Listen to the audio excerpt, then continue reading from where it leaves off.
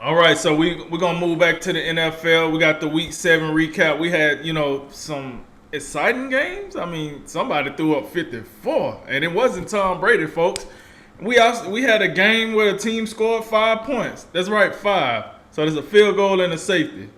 Yo, that's wild. So, with that said, Jay, all the action all over the landscape. What caught your eye in Week 7?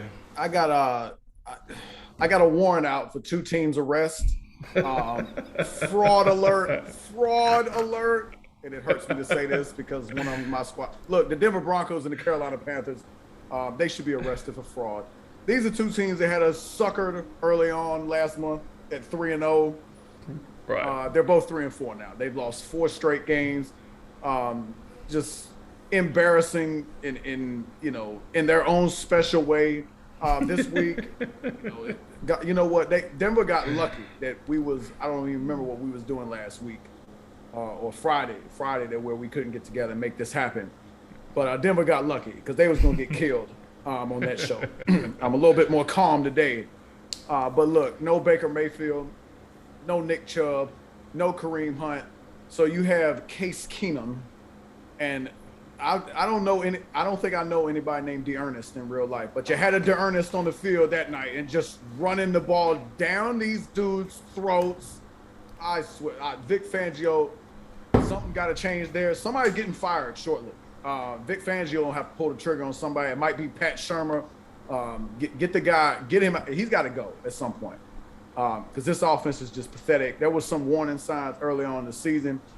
Even when you did starting 3-0, your offense was looking suspect at times against teams that just were awful, including the Giants, who I'll get to them in a moment, and then the Jets and the Jaguars, just three god-awful teams.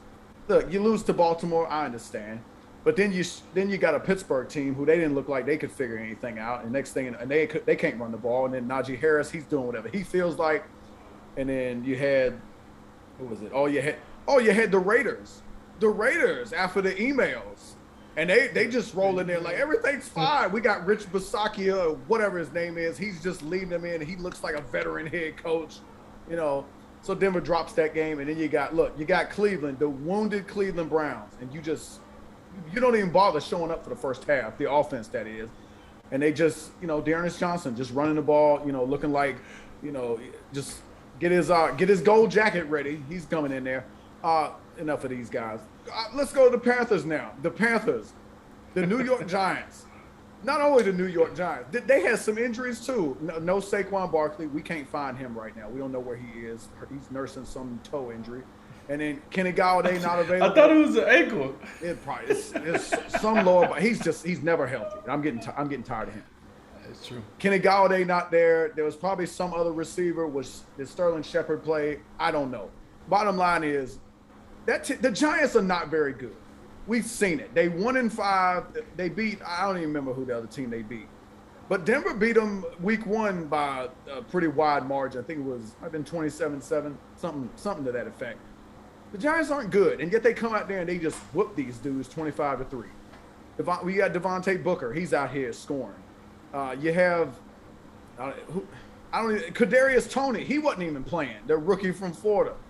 I'm just thinking about, listen, Sam Darnold was looking pretty good the first 3 weeks of the season. And I hope he don't have plans for Halloween. Don't take this dude to a haunted house because he's going to get scared. And then you're going to have the ghost headlines. And it's just not going to be very good. And now you have the Panthers. They're talking about, Deshaun Watson, is he available? We'd like to get in on that. I will tell you what. It ain't going to be the backup, P.J. Walker. That was a nice story from the XFL. He comes in there. He goes 3 for 14. Just a mess of epic proportions. You got this dude, Robbie Anderson. We thought he was going to come in there with Sam Darnold and do something. He can't catch a pass. I mean, it's terrible. So, and then where's the defense went? That defense that we was praising to the high heavens first 3 weeks of the season. The Broncos too. And I know they got 7 linebackers on injury reserve. So I get it. You're dealing with injuries. They out here acquiring Stephen Weatherly from the Vikings and Kenny Young for the Rams. They trying everything. That whole linebacking crew when Von Miller left the game this week against Cleveland was out. No Bradley Chubb. no Alexander Johnson, no Josie Jewell, no Von Miller. My Lord, just everybody. But I get it. I get it. But at some point, somebody in there, can we get a defensive lineman to get off a block and get these no-name running backs for just chewing up yards? I went back to Denver and I shut it. Forget about it.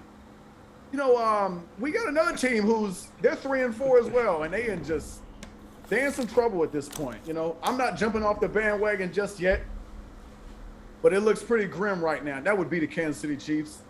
I get it. Tennessee's one of those teams that's got a formula. They got Derrick Henry. They can control the clock. They can get in third and shorts. They can sustain drives, and they did those things. That first half, Mahomes couldn't get on the field, and when he did get on the field, he couldn't sustain the drive. I think they possessed the ball in the first half for about 6 minutes. Those 6 minutes were not very good. Mahomes is in a situation where he's trying to do a little too much. He got Tyreek Hill. He's got Travis Kelce. But I mean, outside of that, I don't find any of their other weaponry all that spectacular. I'm looking at McCole Hardman, Demarcus Robinson, Byron Pringle. I mean, these aren't names that are blowing you away. And then Edwards-Helaire, he's not there. You got Darrell Williams, and I thought this offensive line was solidified, and I don't think it is. They looking. I mean, when the Titans defense is just making their way in the backfield, pitching tents back there. And Mahomes got great mobility. He can escape sacks, and he can get outside the pocket. He can extend plays. But give Mike Vrabel some credit. From time to time against these elite, up and coming NFL quarterbacks. Think of Lamar Jackson in the divisional round a couple years ago. You think of this performance against Patrick Mahomes. I mean, this was the worst defeat for Patrick Mahomes in his career. 27-3. You got 3 points. That's it. That's horrible. And I tell you, I felt it in fantasy too. It was a nightmare. It was nightmare football for me. So, and then and Derrick Henry didn't even have a big day. He didn't even do all that much. But the threat of Derrick Henry and the fact you have to account for him, and then look, I'm telling you, Tennessee, don't sit here and think that Tennessee's good. I don't think they're that good. They're 5-2. They got the best running back in football. They got 2 elite wide receivers. But Ryan Tannehill, nope, ain't no way. I'm not buying this team one bit. I swear, I am just, I'm not pleased with some of these teams. We got 2 teams on fraud alert at 3-4, and then we got the team who, the Chiefs might as well be on fraud alert, as well. They 3-4. The defense can't figure anything out. Again, look, you're 3-4. You still got time. There's still a long season. You got an extra game now. I think it's still fixable, but it's definitely time to be concerned, and they need to start figuring things out quick, fast, and in a hurry. Hopefully you got something positive to share with us. Well, I do. Matter of fact, I want to go over to those Las Vegas Raiders that you talked about. And listen, I'm gonna keep it real. I thought they was gonna play worse without John Gruden. Hell, it seemed like they was waiting to get John Gruden out the building. I still don't know who this interim head coach is, but hey, listen, the Raiders doing what they got to do. Hey, I ain't mad at it. Hey, listen, you know what I'm saying? They make some things happen. So maybe John Gruden was holding them back. I don't know, but I just want to get shouts out to the Las Vegas Raiders post email scandal. Except, to be continued because somebody else probably gonna get some action. Now, let's talk about the Falcons and Dolphins here, folks. Listen, 2 teams that, shall I say, are in the basement of the NFL right now, and that game was 30-28. It was a barn burner, folks. I didn't even know both of these teams could score this many points in the same game. And they did. Matt Ryan, I thought he was pretty much just going to flop around for this season until they figure out what they was going to do postseason. Tua been up and down. He threw a horrendous interception in this game, looking for Jayden Waddle, whatnot. But listen, I thought this game was going to be a Thursday night clunker, and it actually ended up being a pretty compelling game. And yeah, I took the Falcons, so shouts out to Matt Ryan for doing that for me. Now the game, these next 2 games are 2 games that I thought, listen, the GOAT The GOAT went back to Chicago, baby. You know the GOAT was in Chicago.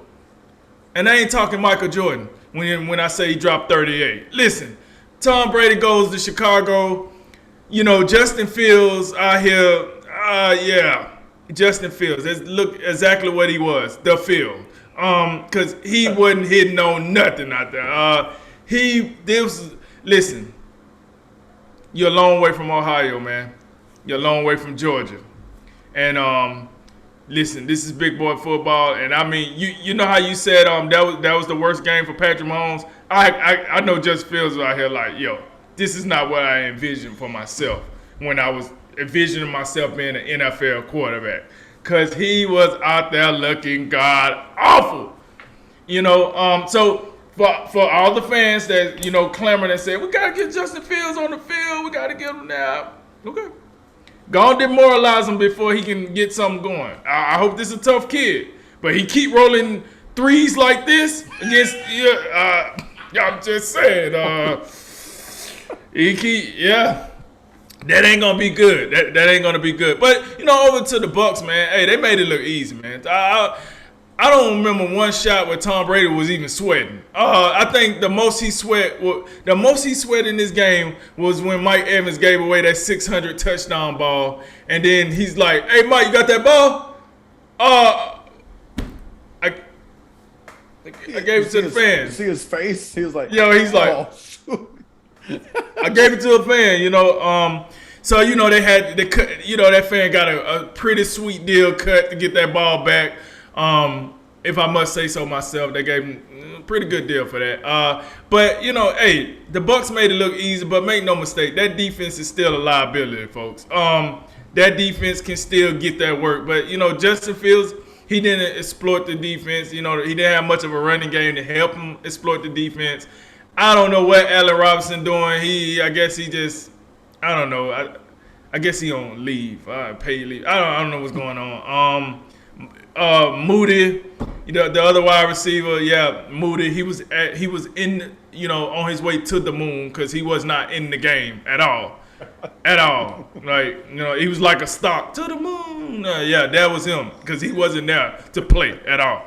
So I don't want to just throw it on Justin Fields, even though I took some jabs at him. It was a team effort, but I'm just saying, hey, Chicago, come on, man, y'all gotta do something to help the young kid out.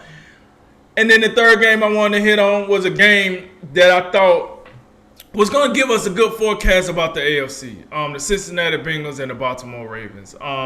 Both teams have been playing exceptional. The Ravens have been finding a way. Listen, that injury report, oh, man, I've never seen a network start telling you about an injury report and had to do a commercial break in between the injury report because it was so long. I'm just telling you.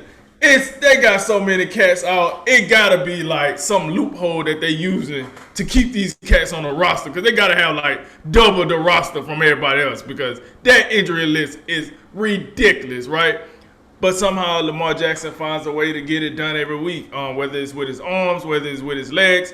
So I was compelled to see this, because the thing about the Bengals is, and what I'm starting to feel is with Zach Taylor as the coach, right? Is they're playing a young style of football, right? So I was curious to know, Joe Burrow, pretty young cat, Jamar Chase, pretty young, T. Higgins, pretty young, Joe Mixon, a young guy. They don't have, on the offense at least, I mean, they don't have a guy like that I consider like a veteran, like an older veteran. I feel like Cincinnati's maybe C.J. Usama. Maybe he might be a guy you can consider a veteran, right?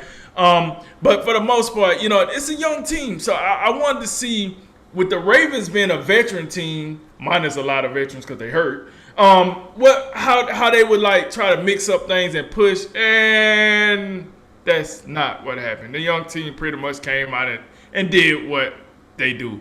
Joe Burrow and Jamar Chase, let me tell you something, folks.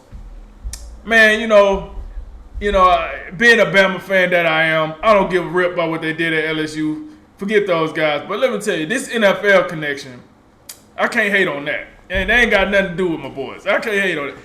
That's a real connection right there. This guy Jamar Chase is out here breaking records left and right in this. I mean, I haven't seen a defensive back stick him down the field yet. Like, stay with him down the field. He has caught at least a 50-yard touchdown in every game this season.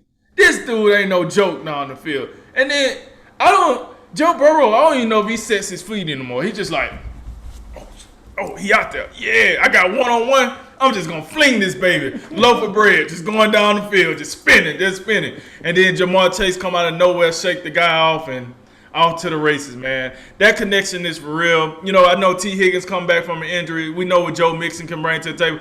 Hey, man, Cincinnati is for real. And I'm telling you right now, right, the Chiefs are in trouble because I'm looking at, man, the Bills, the way they're playing. The Ravens are still in it. You got Cincinnati coming up. You got the Chargers coming up. I mean, man, listen. Hey, Chiefs, this ain't the old AFC as you remember it. Y'all might want to get it together. You got the Chargers and the Bengals just alone, just those two young teams. Yo, these dudes are coming. So the Chiefs might want to get their act together.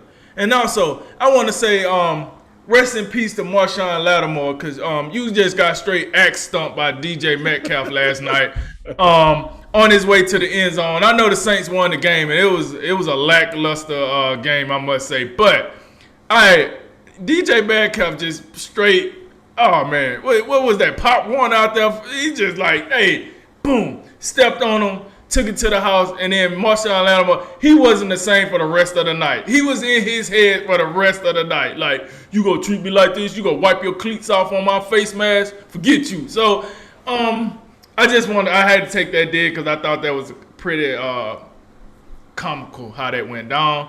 But yeah, man, those was the 3 games that I seen in Week 7 that caught my attention, and that's what it is. I got a couple more notes. I want to go back to the Falcons Dolphins game real quick and just highlight one guy, and that'll be the rookie tight end Kyle Pitts.